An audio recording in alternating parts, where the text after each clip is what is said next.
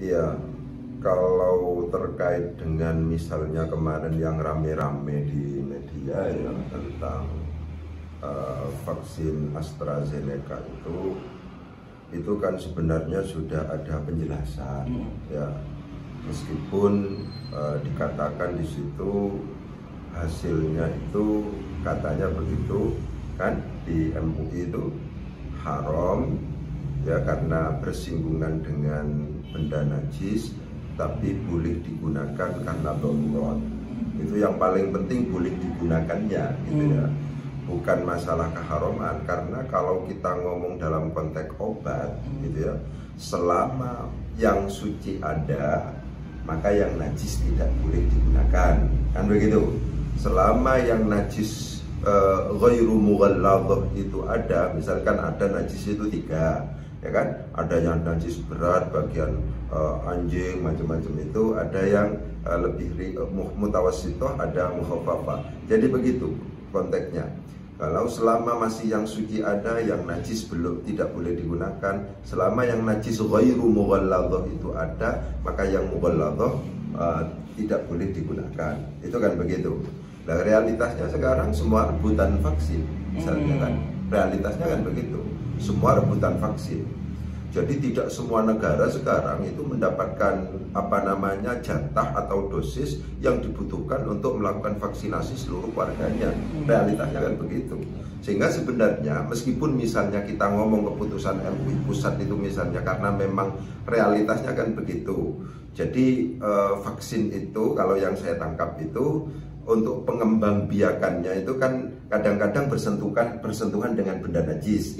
Kemudian setelah menuai, memisahkan, ketika kemudian memanen itu juga bersentuhan dengan benda najis kan begitu, sampai dikatakan ada tripsin babi, dan itu kan untuk dalam rangka memanen. Sebenarnya itu masyarakat tidak perlu resah karena kaidahnya seperti itu, ya kan?